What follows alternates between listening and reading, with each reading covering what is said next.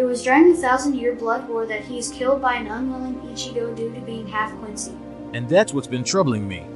It's unnatural for any being to have a natural inbred hatred for anything. I'm thinking someone could have altered something and implanted it into the progenitor like a program? Yes. My theory is Yhwach was born to kill the Soul King, and he was created for that very purpose. His reason for existing in the first place is to free the Soul King from the eternal torment of being stuck between life and death. Not being able to die while watching the cycle of death and rebirth, not ever to be part of it. He would want to end it, but the powers that be would never chance the collapse of the current state of this world.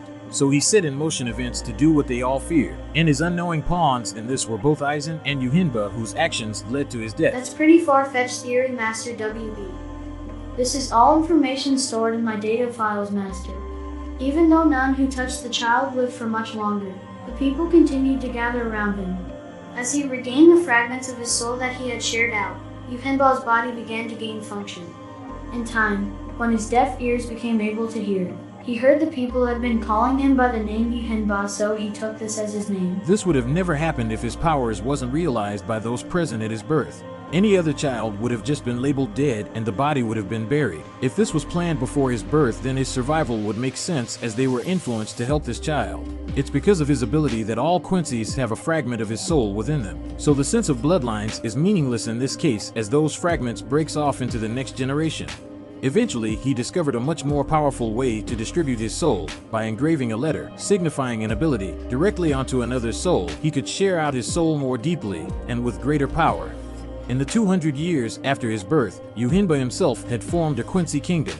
This is where the Soul King's plan goes into action, and about 1,000 years ago, Yhwach and the Yhwach engaged in battle with the original Gotai 13. They just out of the blue started a war and all died useless deaths. Any smart person would have turned the entire human world into Quincy's, slowly forced the hand of the Gotai 13 to play his game to weaken them just enough to do a full invasion aiming for the throne of the Soul King. But no, once he had enough, the dummy invaded as if someone got impatient pushing him to do so. You believe the Soul King was the one that made him invade Soul Society once the Quincy was big enough to defeat the Gotai 13? Of course I do. This foolish action was the Soul King's attempt at ending his own existence and Yhwach's sole purpose for being born in this world. The Soul King was put in that state out of fear, and Yhwach's attack was one out of impatience, with no true knowledge of his opponent's power.